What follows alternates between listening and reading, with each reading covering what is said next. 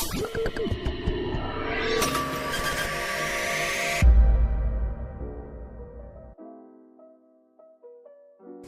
semuanya, kali ini kami akan membahas materi mengenai pengenalan bahasa Indonesia dan bahasa Melayu pada mata kuliah Bahasa Indonesia Institut Teknologi Batam.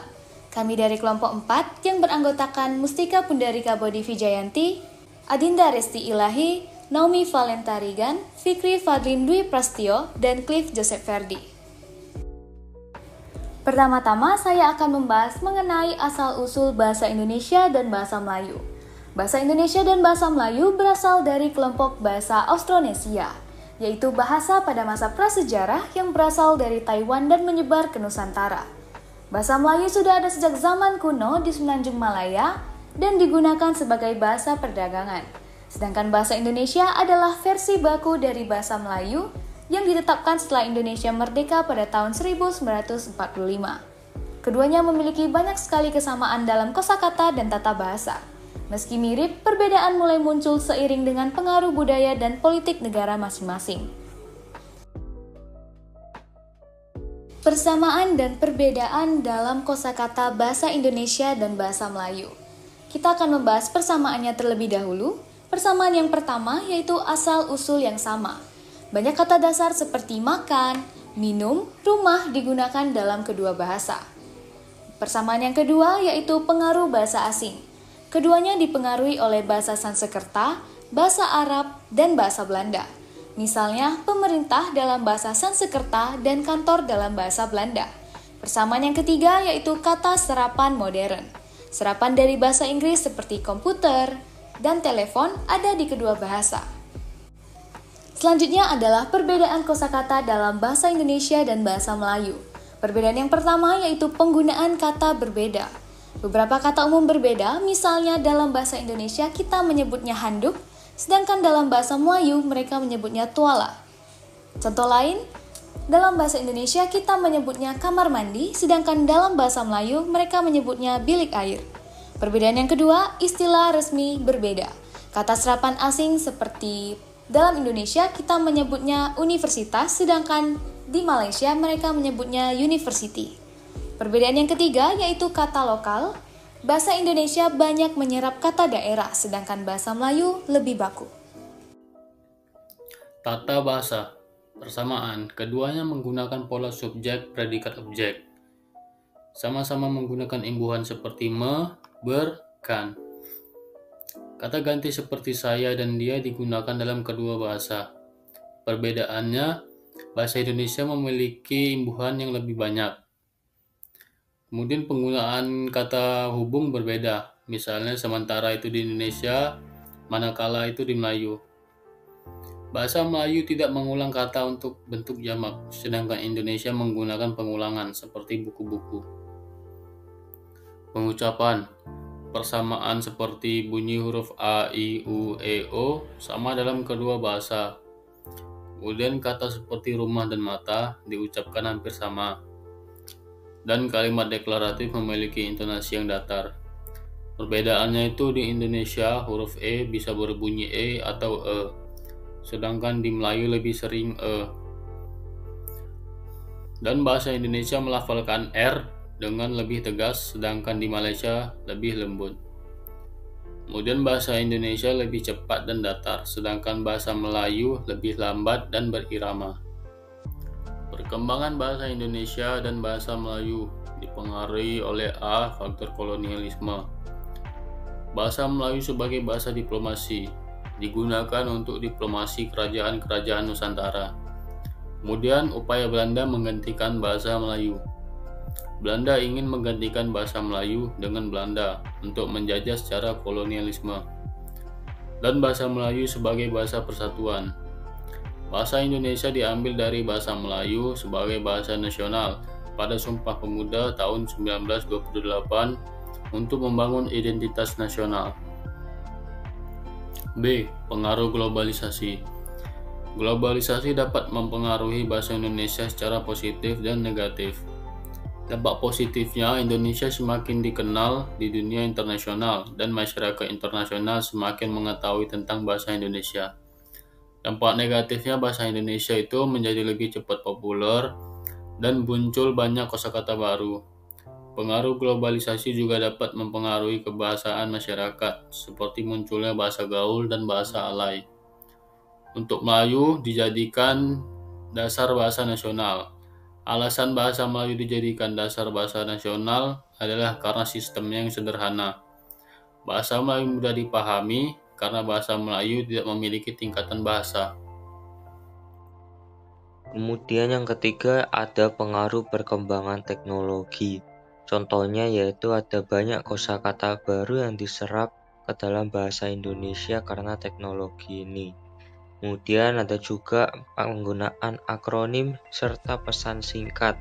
Contohnya dalam komunikasi online itu singkatan seperti U hanya diganti dengan satu huruf U. Kemudian ada emoji juga digunakan untuk komunikasi lebih berekspresi. Serta bahasa Indonesia ini juga berkembang lebih pesat di era TIK yang membawa dampak positif serta negatif. Contoh dampak negatifnya, bahasa gaul yang lebih sering digunakan ini dapat mengabaikan bahasa baku dan IWD. Kemudian untuk bahasa Melayu sendiri, terutama pada masa kolonial, penjajah Eropa seperti Portugis, Belanda, dan Inggris memperkenalkan teknologi cetak dan media massa seperti surat kabar. Dan hal ini menjadi sumber informasi penting bagi masyarakat Melayu. Sebagian besar mereka dari barat difokuskan pada ilmu pengetahuan dan teknologi, sehingga banyak digunakan oleh bahasa Melayu. Berikutnya kami akan membahas mengenai peran bahasa Indonesia dan bahasa Melayu dalam identitas nasional negara. Dalam pertama, bahasa Indonesia dalam identitas nasional Indonesia ini diresmikan pada Sumpah Pemuda 1928. Yang bahasa Indonesia ini mempersatukan ribuan bahasa daerah di Indonesia. Dan perannya adalah sebagai alat komunikasi lintas suku, agama, budaya, media pendidikan, pemerintahan, serta diplomasi internasional. Pengaruh bahasa Indonesia ini untuk mendorong kesetaraan, memperkuat identitas nasional, dan memperluas ekspresi budaya di dalam serta luar negeri. Kemudian untuk bahasa Melayu dalam identitas nasionalnya, bahasanya ditetapkan secara resmi pada 1957 setelah kemerdekaan mereka. Perannya yaitu sebagai simbol identitas, alat integrasi sosial, dan digunakan dalam pemerintahan serta pendidikan. Pengaruhnya yaitu untuk mempertahankan jati diri Melayu, mendukung multikulturalisme, dan mempromosikan budaya lokal. Kemudian untuk perbandingannya secara nasionalisme, bahasa Indonesia lebih menonjol sebagai simbol nasionalis yang melampaui perbedaan etnis, sedangkan Melayu lebih terkait dengan identitas etnis Melayu sendiri. Kemudian untuk multilingualisme, Indonesia lebih dominan di Indonesia dibandingkan dengan bahasa Melayu yang bersaing dengan bahasa etnis lain di Malaysia. Terakhir yaitu melalui globalisasi, Indonesia lebih cepat menyesuaikan diri dengan pengaruh global, sedangkan bahasa Melayu menghadapi dilema antara mempertahankan keaslian dan menerima pengaruh luar. Berikutnya untuk tantangan dan peluang yang dihadapi oleh Indonesia serta Melayu di era digital ini.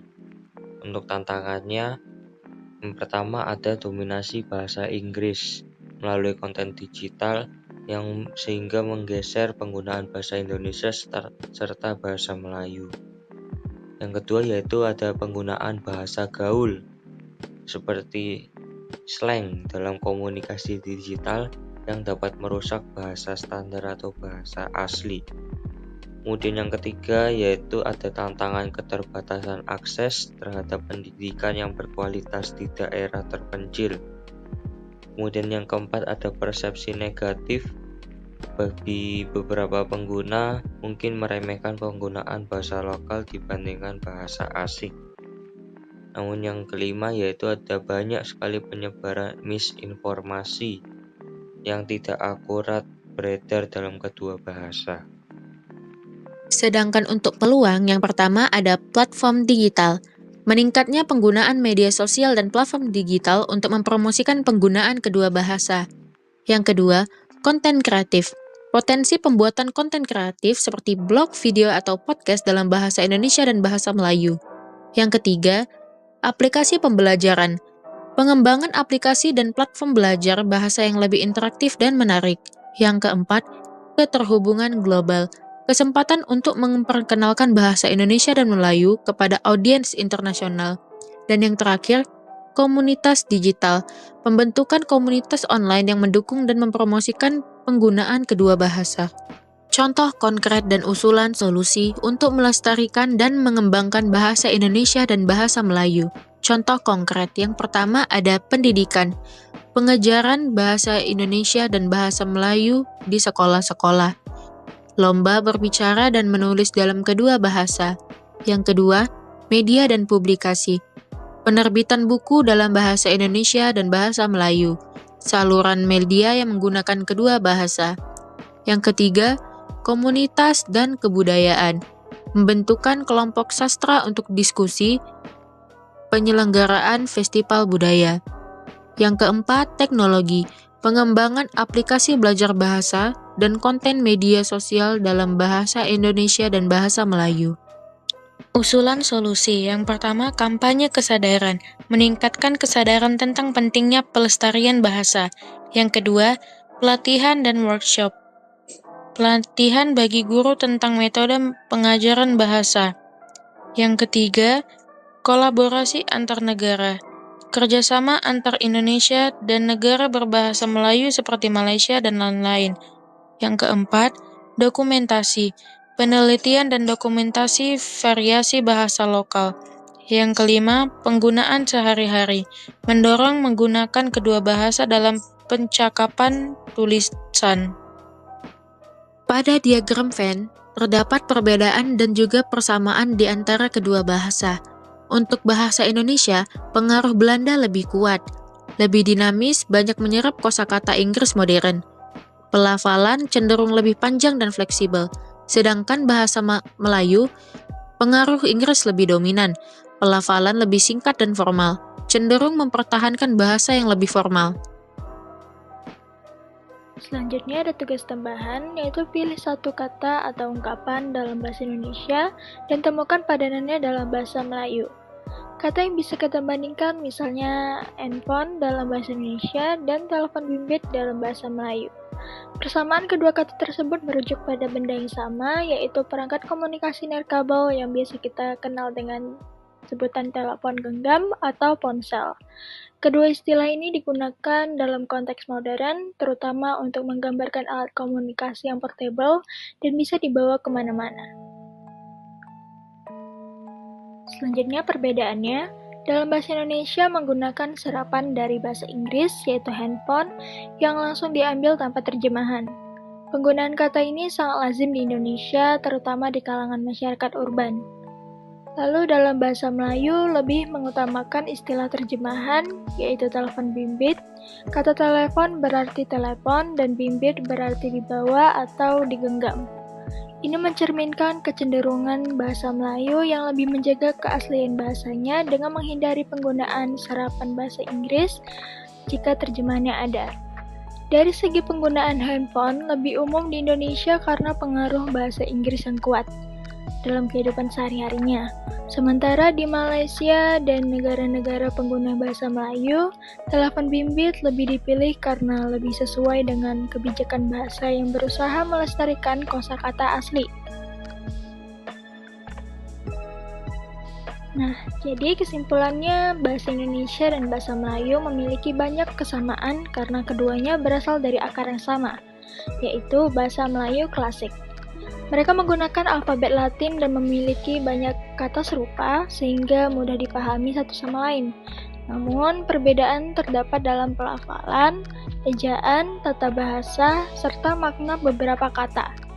Bahasa Indonesia lebih dipengaruhi oleh unsur lokal dan Belanda, sementara bahasa Melayu lebih banyak terpengaruh oleh Inggris. Ungkapan sehari-hari dan kebiasaan berbahasa juga bisa berbeda di kedua negara. Sekian penjelasan mengenai pengenalan bahasa Indonesia dan bahasa Melayu oleh kelompok 4. Sekian dan terima kasih.